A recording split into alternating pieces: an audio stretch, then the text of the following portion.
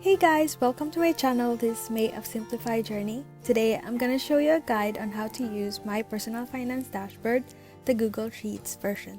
So let's get started. Once you've purchased the dashboard from my Etsy shop, you'll get a PDF file containing the link to the shared Google Drive folder. So click the link to open the shared folder. The Google Drive folder will contain 3 files: the customization instructions document, the blank dashboard which you will use to enter your own data, and the sample dashboard which you can use for reference. Note that this folder is a view or read-only folder, meaning you won't be able to edit these files, so you'll need to make a copy of the dashboard to your own Google Drive. To do that, right-click on the file that you want to copy, then click Make a Copy. There will be a message at the bottom showing that a copy has been created. You may go ahead and click Show File Location to see your file. But for this demo, I'll use the sample since it already has some data in it. So I'll make a copy of the sample as well. And once it's done, I'll click on Show File Location. The link will direct you to my drive where you can see the files I just copied. So for this guide, I'll be updating the sample dashboard, and to open the file, just double click on it. So when the file opens, the first thing I want to do is to update the title to make it my own. So let's just update it. The first worksheet you will see is the Readme worksheet. It contains a brief introduction, and when you scroll down, you will see the instructions section. Make sure to enter your fire number and end of year net worth goal on these sections. And if you are doing a no-spend day, you may add the subcategories you want to exclude here.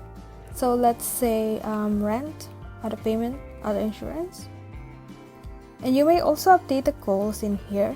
I've defaulted it to 15 days, but feel free to loosen it up or tighten it up. So for example, I'll change this to 20 days and this one to 10 days.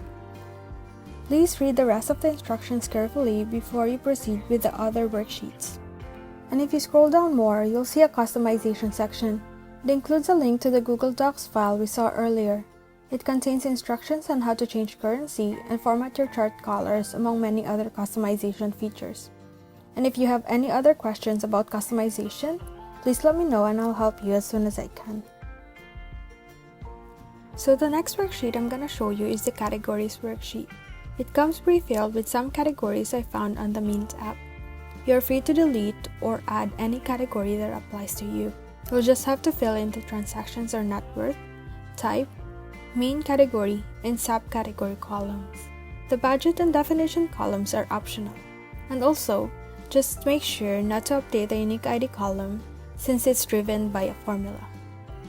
Alright, so to show you an example, I'll add the transaction, an expense, business expense, and an Etsy listing fee. I'll give you another example. So I'll add a net worth, liabilities, current liabilities, and let's say Amex credit card. You're free to add the budgets and definitions on the table, but for this example, I won't add any. The next worksheet is the log worksheet where you will enter all your financial data. Yes, it's a big table and looks very scary, but don't be. It's very easy to use and you'll only have to fill in the grayed out columns, which are the date, transaction and net worth, subcategory, amount, and notes columns. There's no need to update the other columns since they are driven by formulas. Just to give you an example, I'll add a transaction here for Etsy marketing, which costed around, let's say, $30. And I'll add another one. I'll add a net worth, and let's say an Amex credit card, and let's say I owe them $200. So the budget columns show blank because I left them blank on the categories table. If I want to have a budget here, I can either add one on the categories table or directly override it in here in the log table. So as an example, I'll set a $50 budget here for this month. This budget will now show on your charts on the monthly dashboard for this month only. If you have a consistent budget for a subcategory every month, then I suggest adding it to the categories table directly. So now we can move on to the visualization dashboards. There are 5 visualization dashboards on this file. a YTD dashboard, quarterly dashboard, monthly dashboard, month-over-month dashboard, and a dynamic no-spend calendar. The dashboards show the same type of data, but just in different timeline. So for this guide, I'll show you how the monthly dashboard, month-over-month dashboard, and dynamic no-spend calendar look like. This is the monthly dashboard. I just zoomed out so we can see more charts and tables in the screen. So, every dashboard will contain a slicer on the left side. Here, you will filter the year, the quarter, or the month that you want to look at.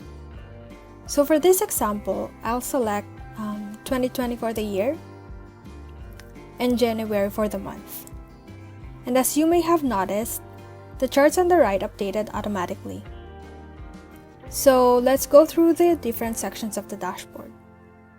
On the left, you will find the slicers as you've already seen. And if you scroll down, you'll find a free text area where you can enter your favorite quotes or even your goals.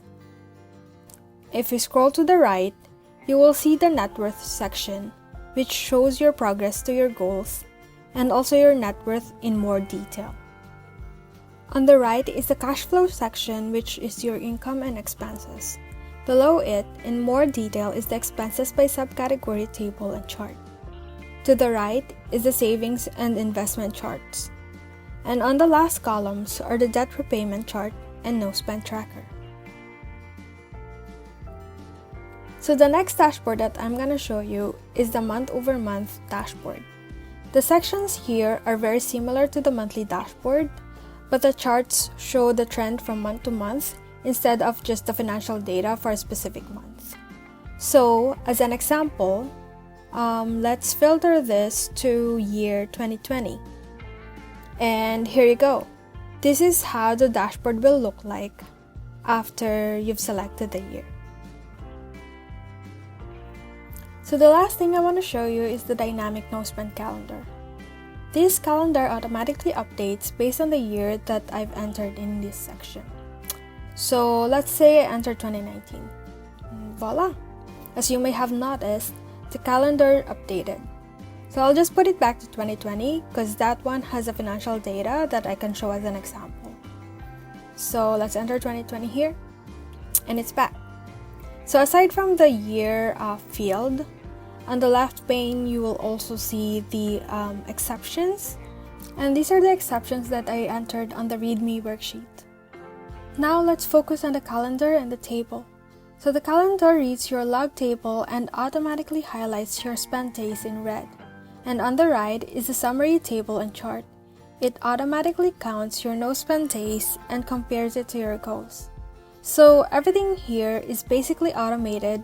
You just need to enter the year and it will summarize your no-spend days in no time. And that concludes the guide for my personal finance dashboard. You'll find the dashboard on my Etsy shop. I've added the link below. And should you have any questions about it, please let me know. You can follow me on Instagram at Simplify Journey to see my journey to financial independence, or at Simplify Designs for minimalist dashboards, templates, and planners. Thanks for watching. Please like and subscribe.